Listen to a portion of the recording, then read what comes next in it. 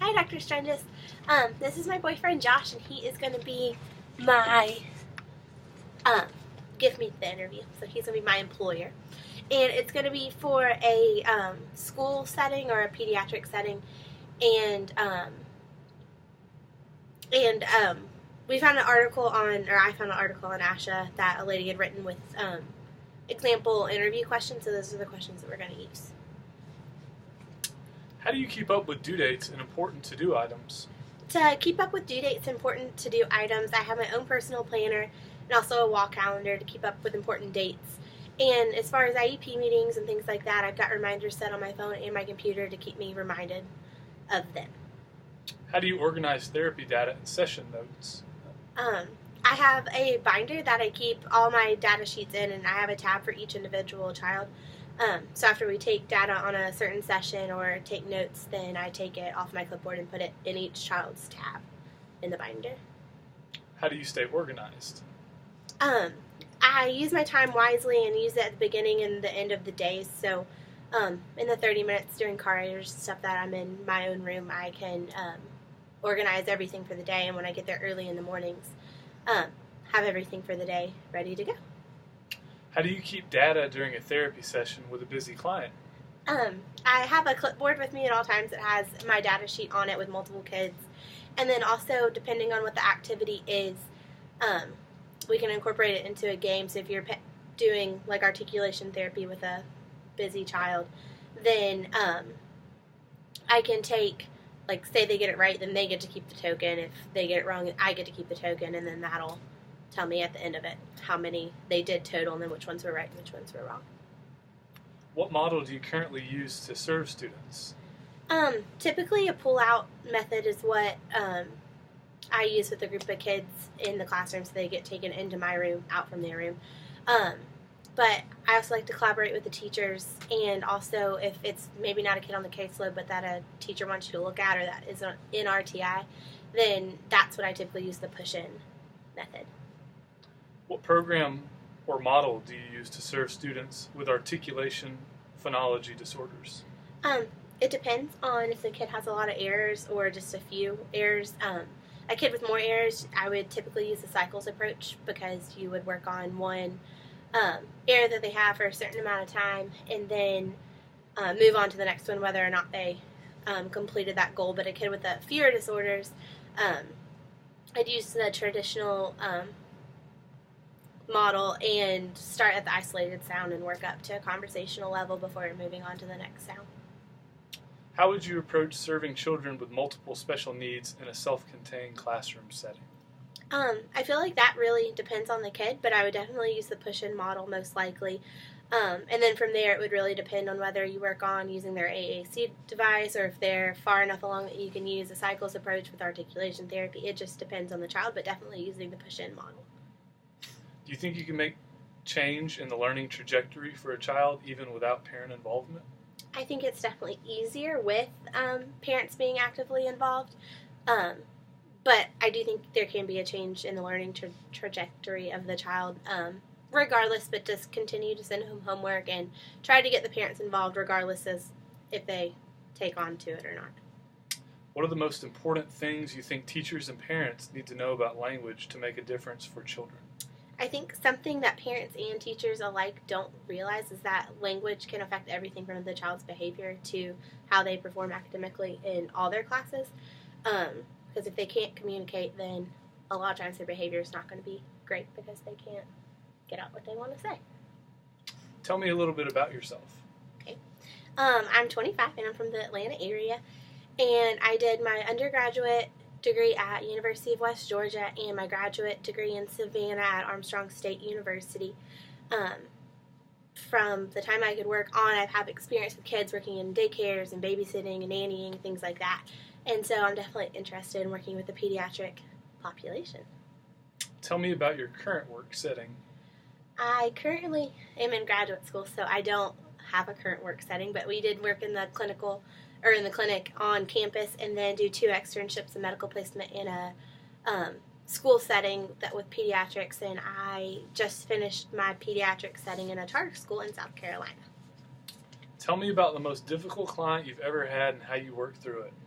Um, my most difficult client was definitely a kindergartner at the charter school that I was at in South Carolina. That didn't have a diagnosis yet, but they were working on getting him a developmentally delayed diagnosis, is what I think that ended up coming of it.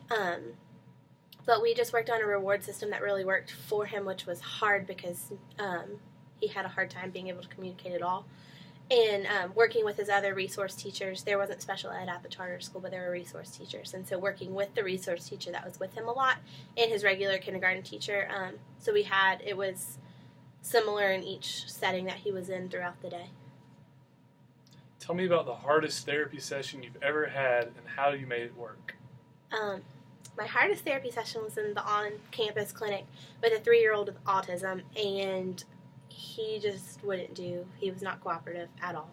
And so he had a very, very low vocabulary, and so he had a kind of like a PEC system where he saw what his choices of activity were, and then he could do that. So in that session, instead of doing what I was planned, I got him if he could pick out what he wanted to do, and then we just incorporated his goals into what he was willing to do instead of what I necessarily had planned.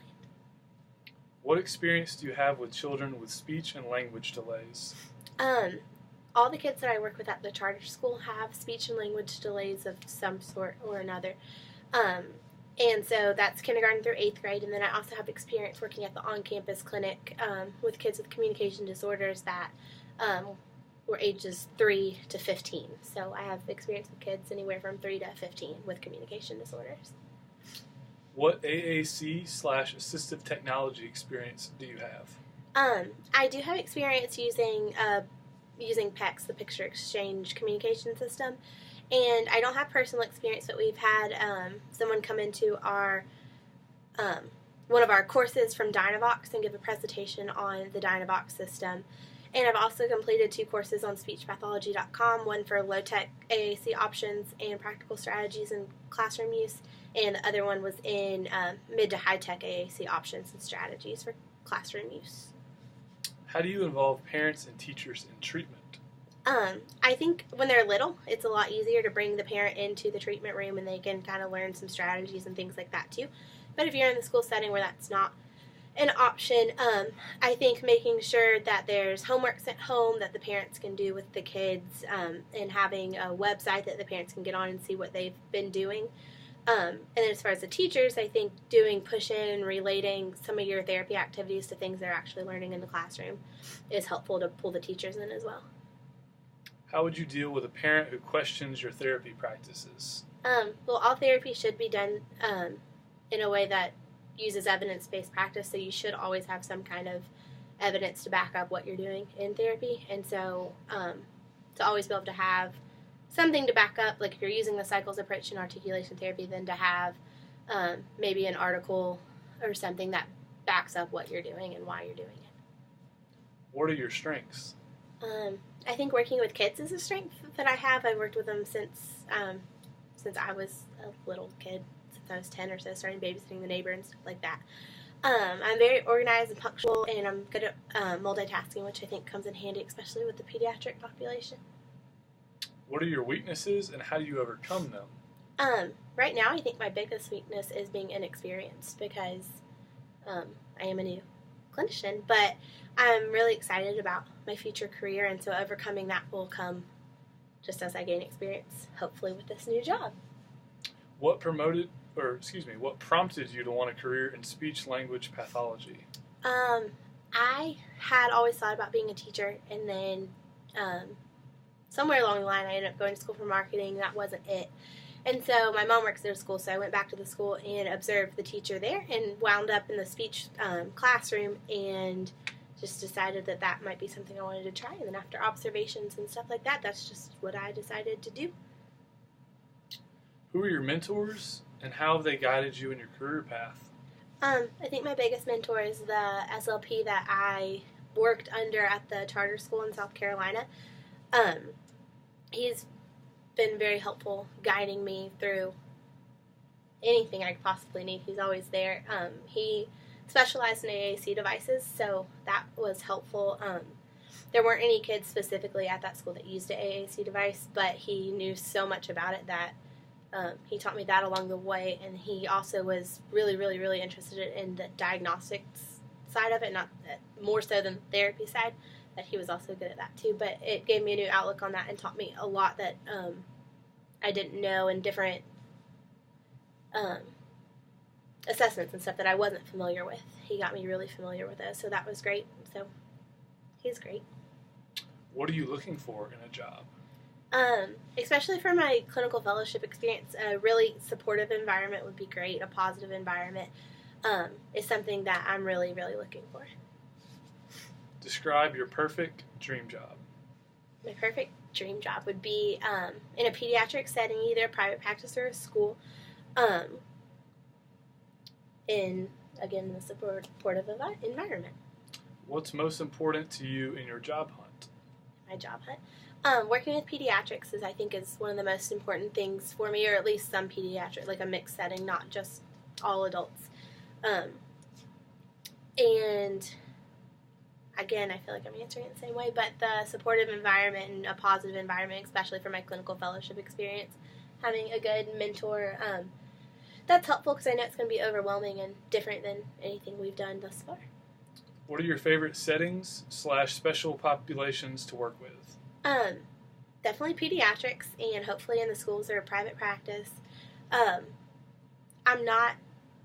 don't favor one disorder over another. But I did work recently with a little boy that had feeding disorders, so that is something I'm definitely interested in learning more about. What age group do you most enjoy working with?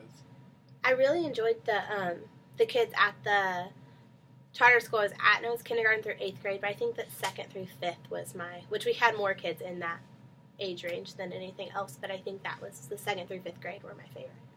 Where do you see yourself in 10 years? In 10 years, I hope to either have a long-standing relationship with the school that I'm at, or the private practice that I'm at, or hopefully owning my own private practice would be great. What continuing education courses have you taken in the past 2 years? Since we're still in school, I haven't taken any continuing education that's counted towards our continuing education courses, but I have taken some courses on speechpathology.com about AAC devices and things like that, and taken some courses at ASHA as well. Since we're in graduate school, they don't count as continuing education courses. Are you certified in any therapy programs such as Hanen, Floor Time, ABA, Linda Moot, Bell, etc.? No, not right now, but I am excited to look into some different therapy programs to become certified in, such as Floor Time or Linda Mood Bell would be two of the ones I'm really interested in. Do you regularly attend ASHA, and which courses do you typically go to? This was my first year attending ASHA. It was in Orlando, and I did attend sessions on AAC, autism, and social communication disorders for school-age children. Tell me what you think the current events or issues are in speech-language pathology. I know there's a lot of issues lately with the changes going on with the autism diagnosis, so I know that's a big one. And ones that relate to the school a lot are all the governing bodies changing school laws, so that affect RTI and our billing and things like that. How do you usually come up with goals or objectives for clients? It's important to look at everything, so to look at their assessments and evaluations, informal evaluations as well, and getting input from the parents and the teachers, and then not letting that guide where the child's weaknesses are. Describe the steps you take to conduct an evaluation. That depends on the kind of disorder, but if you don't know what kind of disorder and you're just getting an overall evaluation, I always start with an oral mech exam to make sure there's normal functioning of that, because that could change everything, especially with an articulation disorder. And then with an articulation disorder, you give an articulation test, and then get a connected speech sample. Then check stimulability, so you know what sounds, if they had any errors, which ones that they're stimulable for, and then do a baseline word probe and then you would start treatment after all that for an articulation disorder. How would you keep your caseload manageable? To keep it manageable, so it's important to advocate for sure, and make sure the kids that you have on your caseload do need speech in order to access their education, because that's what qualifies them. If they don't need speech to access it's really literature based therapy is something really important. One of our supervisors in the clinic strongly pushed that, and it does make it really easy, especially on the fly if you need it, to address receptive and expressive language goals. You can use any book and to express both of those, and you can recall details of the book. You have them describe pages of the book, answer WH questions, anything. You can do any of that with a book. And so that was the end of the questions that we had found, and then there are different questions that I would ask at the interview, such as, what's the typical caseload? Currently 45, can be as many as 70. Right. And so I made up all his answers so that he knows what to say back, but just example questions that I would ask. And so, what are the typical hours? What paperwork, documentation am I expected to complete on a regular basis? What type of support for continuing education do you offer? What technology resources are available? And then I think from Melanie Hudson's presentation from the Saturday was to ask if you're going to have a clinical fellowship mentor, or if that's something we need to find on our own. I found like that would be a really important question to ask. And that was our mock interview. Thank you.